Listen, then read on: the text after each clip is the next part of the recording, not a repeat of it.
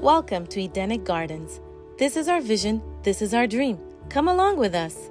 We have been busy and apologize for the big gap between the videos. Our youngest son had edited 2 videos and has been waiting for a few weeks for me to do the voiceover. Continuing with progress, creating a ditch on the other section of the driveway that leads to the other road. It's been a month and a half working on the driveways, but the off and on rain and the lasting mud has held us back.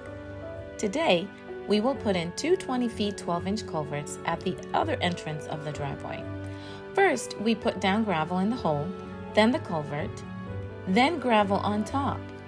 We were supposed to put some dirt along with gravel on top of the culvert before adding more gravel, but regretfully, we did not and used an entire truckload of gravel, which we had to dump on the road because it was not solid enough to drive on.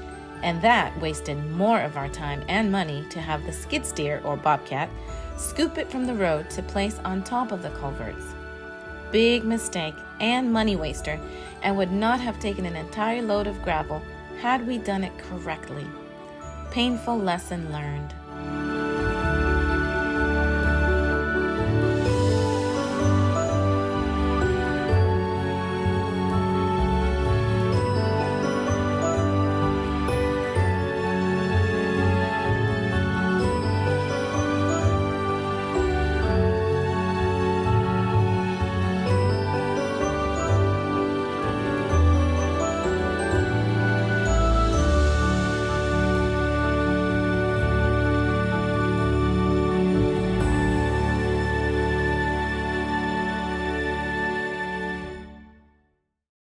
As you see, another truckload of gravel came to pour on the driveway from the culverts up, but it will get stuck a few times and we'll have to back up and try again, and then we'll have to turn around and back up quickly into the driveway and dump the load instead of spreading it for fear of getting stuck on the sinking gravel and mucky ground which hadn't dried up.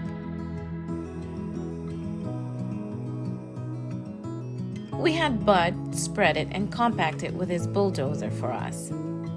We had another 2 truckloads brought in to eventually spread around the third entrance, which we do not plan to use much because it is steep and was roughly made years ago. One gravel truck attempted to spread it a little for us, but the ground there was much too muddy and he would get stuck if continued. Since we did not put the correct size of gravel at the initial entrance, it got washed away quite a bit, therefore we had to add some more, this time 1.5 inches.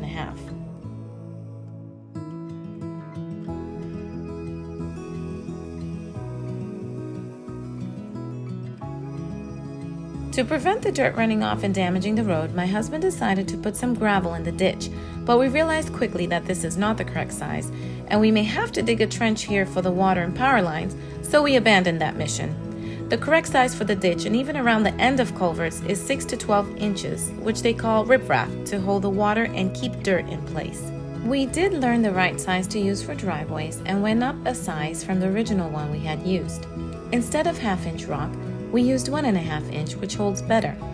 It is advisable to use a few different sizes of rock on the road for better maintenance to avoid runoffs and gravel disappearing.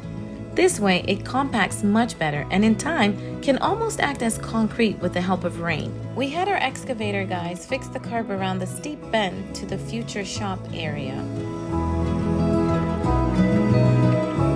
More culverts. We put 2 more 20 feet 15-inch tiles halfway around the hill below the area where the backyard will be. This, along with the ditch and later adding some riprap, will greatly prevent the destruction of the road that we have been working hard on. Over here, we did it the correct way.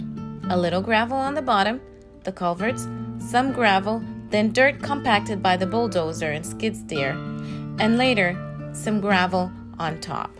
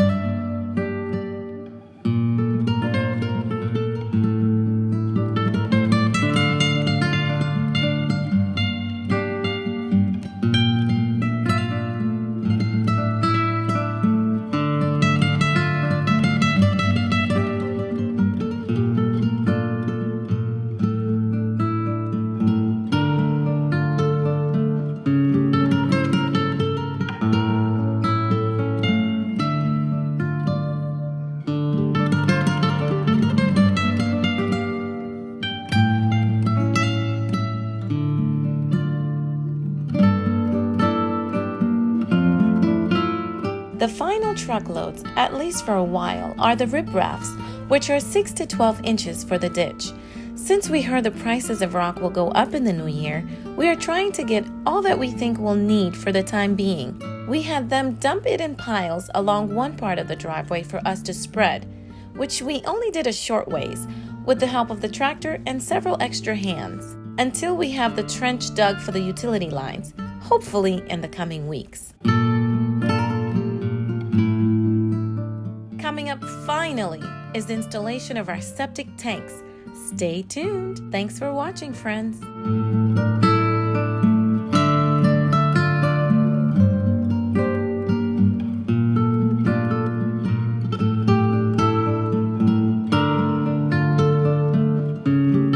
And don't forget to like, subscribe, hit the notification bell, and share with others.